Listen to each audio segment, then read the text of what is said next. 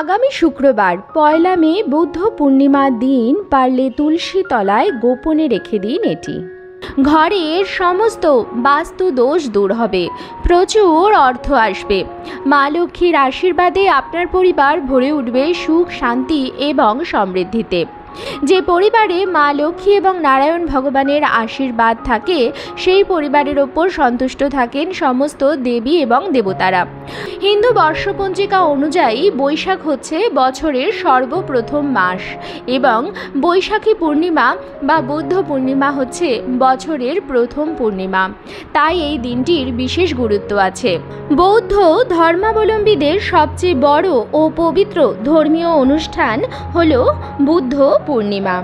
এই দিনটি শুধুমাত্র গৌতম বুদ্ধের জন্মতিথি নয়, এই দিনেই তিনি সিদ্ধি লাভ ও মহাপরিনির্বাণ লাভ করেছিলেন।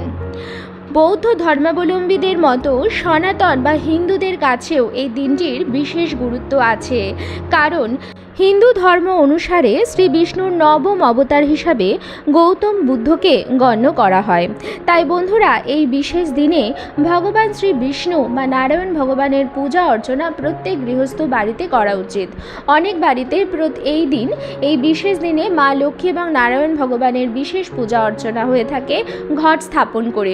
এছাড়া প্রদোষকালে অনেক বাড়িতে শ্রী শ্রী সত্যনারায়ণ ভগবানের পূজাও এই বিশেষ দিনে হয়ে থাকে।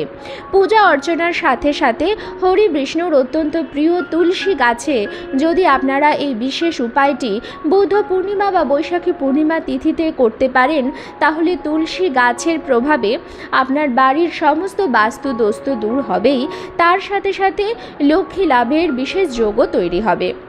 তাই আমার সকল দর্শক বন্ধুদের অনুরোধ করব যে আজকের ভিডিওটি একদমই স্কিপ না করে সম্পূর্ণ দেখবেন। দেখার পর যদি ভালো লাগে তাহলে অবশ্যই কিন্তু একটি লাইক করবেন, কমেন্টসে লিখবেন জয় মা লক্ষ্মীর জয়, জয় প্রভু নারায়ণের জয়, এবং বন্ধুরা অবশ্যই ভিডিওটি শেয়ার করবেন আপনাদের নিকট আত্মীয় স্বজন এবং বন্ধু বান্ধবদের সাথে। চলুন বন্ধুরা, আসা যাক মূল পর্বে। বুদ্ধ পূর্ণিমা পড়েছে ইংরাজির ১লা মে ২০২৬, বাংলার ১৭ই বৈশাখ ১৪৩৩ শুক্রবার দিন। পূর্ণিমা লাগছে বৃহস্পতিবার রাত্রি ৮টা বেজে ২৯ থেকে। পূর্ণিমা তিথি থাকবে শুক্রবার রাত্রি ৯টা বেজে ৩৯ পর্যন্ত।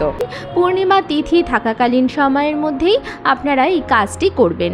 এবার আমি আপনাদের বলে দেব যে কিভাবে আপনারা কাজটি করবেন এবং কি কি সতর্কতা অবলম্বন করবেন। প্রথমেই বলে রাখি বন্ধুরা, যে তিথিটি অত্যন্ত শুভ, তাই যদি আপনি চান মা লক্ষ্মীর আশীর্বাদ পেতে, তাহলে কিন্তু এই দিন খুব সকাল সকাল শয্যা ত্যাগ করবেন। বিশেষ করে চেষ্টা করবেন সূর্যোদয়ের আগে ঘুম থেকে ওঠার। যদি আপনি চান আপনার ঘরের বাস্তু দোষ ঠিক হোক এবং পরিবারে অর্থ আসুক, তাহলে বন্ধুরা প্রথমেই আপনাকে সকাল সকাল ঘুম থেকে ওঠার অভ্যাস কিন্তু করতে হবে, এবং উঠেই প্রভু নারায়ণ এবং মা লক্ষ্মীর নাম আপনারা মনে মনে স্মরণ করে নেবেন এবং তারপরই শয্যা ত্যাগ করবেন। সেই দিন অবশ্যই বাড়ি ঘরদোর খুব ভালোভাবে পরিষ্কার পরিচ্ছন্ন করে নেবেন। বন্ধুরা, মা লক্ষ্মী এমন কোনো ঘরে আসেন না যে ঘর পরিষ্কার পরিচ্ছন্ন নয়।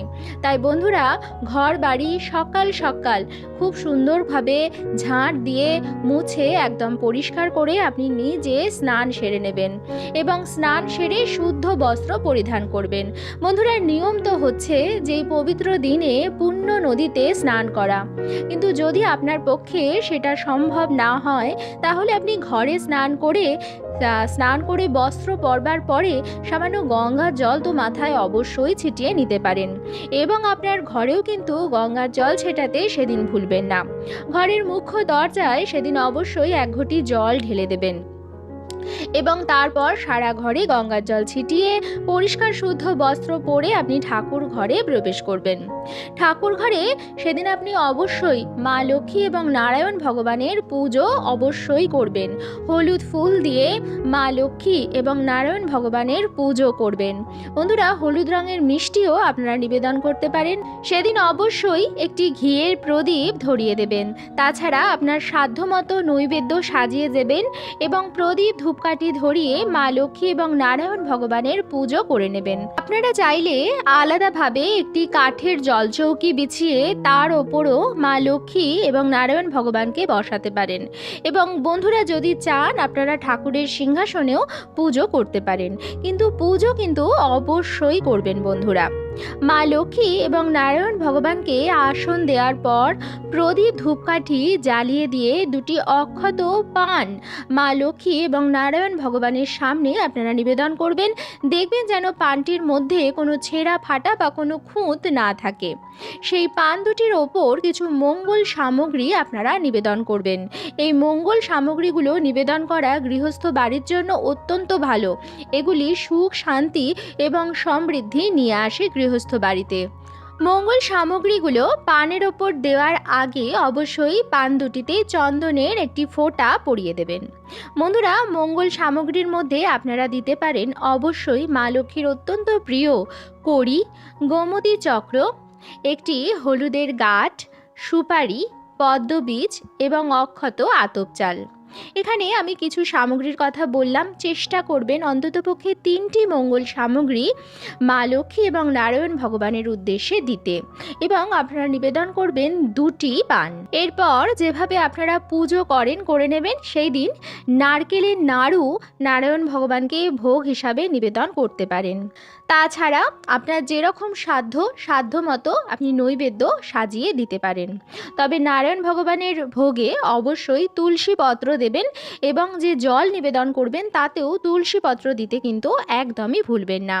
বন্ধুরা, মা লক্ষ্মী এবং নারায়ণ ভগবানের পুজো করে নিয়ে আপনার যা মনস্কামনা আছে সেটি জানিয়ে আপনি ঠাকুর ঘর ত্যাগ করবেন। কিছুক্ষণ পরে এসে আপনি প্রসাদগুলি তুলে নেবেন, এবং মা লক্ষ্মী এবং নারায়ণ ভগবানের সামনে যে মঙ্গল সামগ্রীগুলি আপনি রেখেছেন সেই সামগ্রীগুলো আপনি তুলে নেবেন, তাদের প্রণাম করে নেবেন, এবং একটি পরিষ্কার লাল শালু কাপড়ের মধ্যে সেই জিনিসগুলি আপনি বেঁধে নেবেন। এরপর আপনি চলে আসবেন আপনার তুলসী তলায় বা তুলসী মঞ্চে। বন্ধুরা, এই দিন তুলসী মাকে যে জল আপনারা নিবেদন করবেন তার মধ্যে সামান্য পরিমাণে কাঁচা দুধ মিশিয়ে অর্পণ করবেন। কাঁচা দুধ মেশানো জল অর্পণ করবেন। অবশ্যই একটি ফুল দেবেন, এবং তারপর তুলসী তলায় আপনি সেই যে জিনিসগুলি আপনি হাতে নিয়েছেন সেগুলি পুঁতে দেবেন। বন্ধুরা, এই কাজটি সন্ধেবেলায় করবেন না, এই কাজটি সূর্যের আলোতে করবেন। কারণ সন্ধেবেলায় যখন আমরা সন্ধ্যা দিই তখন কিন্তু তুলসী গাছের গোড়ায় হাত দেওয়া মানা থাকে। তুলসী গাছে যখন তখন হাত দেওয়া উচিত নয়, এতে কিন্তু হিতে বিপরীত ফল হয়। তুলসী গাছ হাত দেওয়ার জন্য সর্বোত্তম সময় হচ্ছে স্নান সেরে বস্ত্র পরিধান করে, এবং যখন সূর্য উদয় হয়ে গেছে সেই সময়েই তুলসী গাছে জল নিবেদন করা উচিত। এবং বন্ধুরা, এই বিশেষ কাজটিও অর্থাৎ তুলসী তলায় যে জিনিসগুলি আপনি পুঁতবেন সেটিও আপনি করবেন ঠিক যখন সূর্যের আলো রয়েছে এবং সকালবেলার সময়, এবং তখনই আপনি এই কাজটি করতে পারেন। তবে সন্ধেবেলায় তুলসী গাছে বা তুলসী গাছের গোড়ায় কিন্তু হাত দেবেন না। সন্ধেবেলায় তুলসী গাছে জলও অর্পণ করতে নেই। আপনি তুলসী গাছের থেকে সামান্য দূরে একটি প্রদীপ এবং ধূপকাঠি প্রজ্বলিত অবস্থায় তুলসী তলায় রাখবেন, এবং তুলসী মাকে প্রণাম করে আপনার প্রার্থনা জানাবেন। বন্ধুরা, তুলসী গাছ এমন একটি গাছ যেটি আমাদের বাতাবরণকে শুদ্ধ করে এবং পবিত্র করে। কোনো বাড়ির বাস্তুতে যদি কোনো দোষ থাকে তাহলে তুলসী গাছ সেই বাড়ির বাস্তু কিন্তু সঠিক করে। তবে তুলসী গাছটি কিন্তু বাড়িতে সঠিক জায়গায় রাখবেন। একটি বাড়ির উত্তর পূর্ব কোণ বা উত্তর পূর্ব দিক হচ্ছে তুলসী গাছ রাখার জন্য সবথেকে বেশি ভালো, তাই সেরকম দিকেই তুলসী গাছ রাখবেন। বাসি কাপড়ে কখনো তুলসী গাছে হাত দেবেন না, এবং তুলসী গাছের সঙ্গে একই স্থানে কোনো ক্যাকটাস জাতীয় গাছ বা কাঁটা জাতীয় গাছ রাখবেন না। তুলসী মঞ্চ আগে লোকে বাড়ির উঠোনে বানাতো, সেটি বাড়ির উঠোনের মাঝখানে থাকতো, পূর্ব দিকে থাকতো, এবং সেই তুলসী মঞ্চটা এমন থাকতো যাতে তুলসী গাছ একটু ওপরের দিকে থাকে। বাকি বাগানের অন্যান্য যে চারা গাছগুলো সেগুলো নিচের দিকে থাকতো, অর্থাৎ তুলসী গাছের স্থান কিন্তু সর্বদা ওপরে। তা আপনি যদি ব্যালকনিতেও রাখেন তাহলেও চেষ্টা করবেন তুলসী গাছ একটু ওপরের দিকে রাখতে, এবং অন্যান্য গাছগুলো তুলসী গাছের সমান না রেখে একটু নিচু রাখতে, কারণ তুলসীর স্থান কিন্তু সববার ওপরে।